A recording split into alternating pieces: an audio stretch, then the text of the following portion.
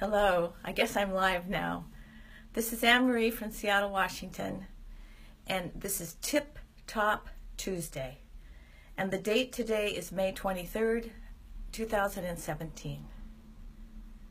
I may be a little early on, so I'm going to wait just a few minutes and just let you know that the weather here is fabulous, fabulous, fabulous, fabulous. So it's been really raining, but now it's beautiful.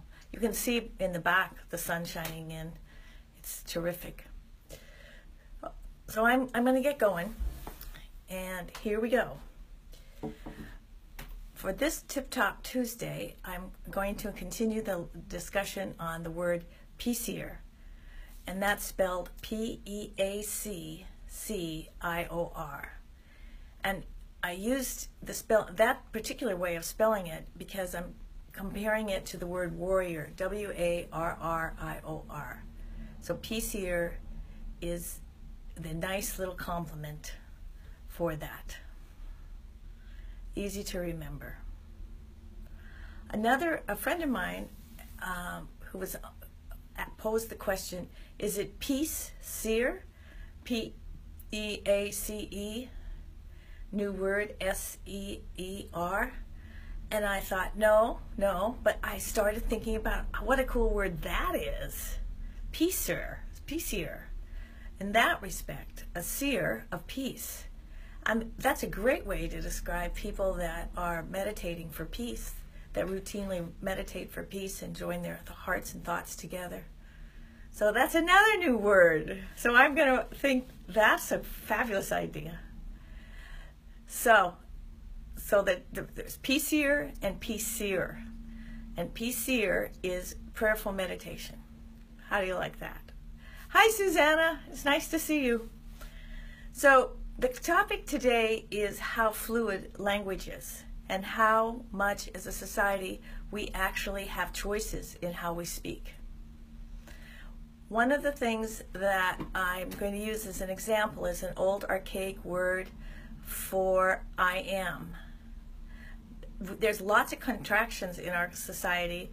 Cannot, can't, right? Wouldn't.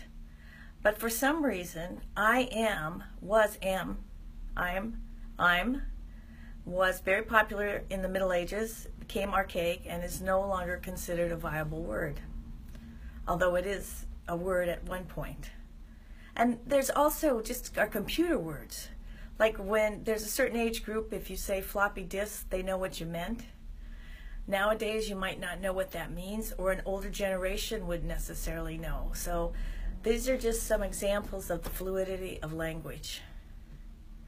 One of the things that I am wanting to express is emotions.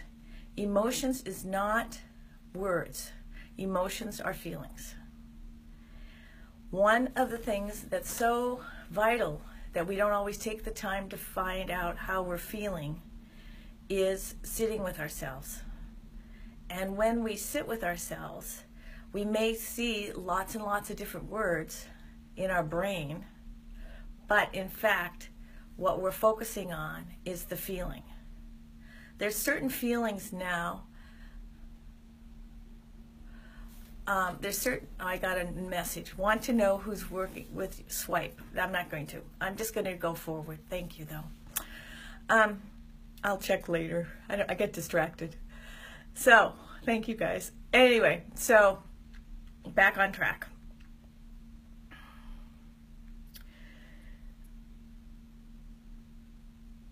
So when we talk to our words kind of reflect what we're feeling. We might be really upset with somebody, and when we're meditating, we're thinking about what they are, or getting quiet with ourselves, what they've done to us, rather than what we are experiencing. It's the experience that's the most important part. It's not what we're thinking. It's the experience. And as many of us know, emotions are not bottomless. You know, you can, and children are a great example of that. They can be angry about something, and a week later they don't even remember.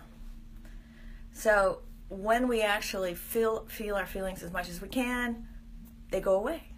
It's just part of our tool set to really know how we're feeling about something.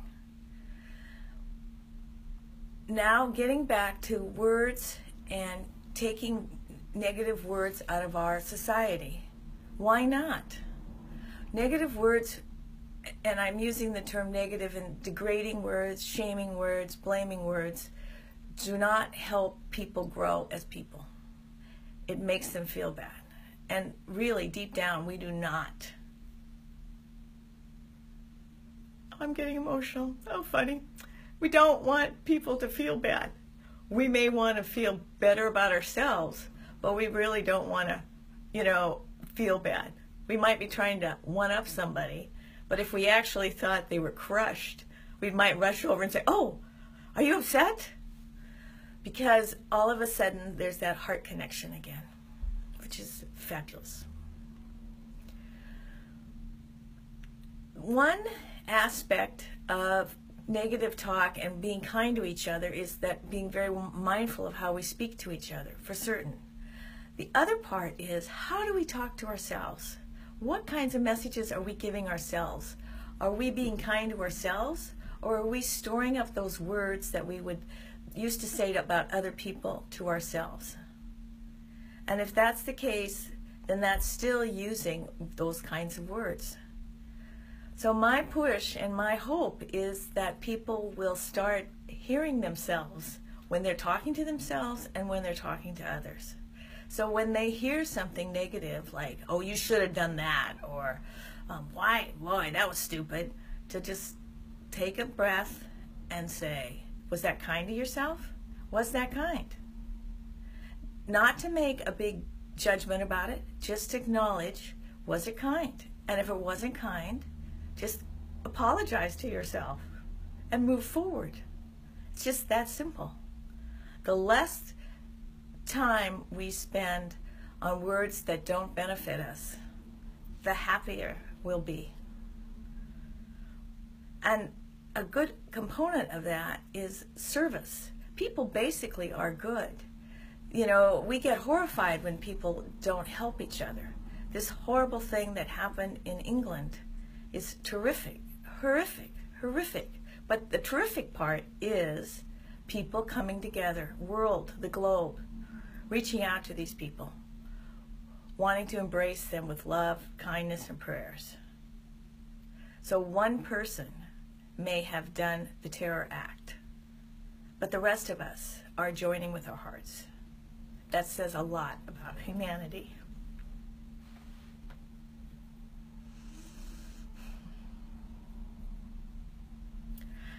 And I'm going to end this with remember that language is fluid. And we have choices in how we talk to ourselves and how we talk to others. So, all of us, deep inside, are Peacciors. We're here to heal each other. Isn't that grand? Take care. Bye.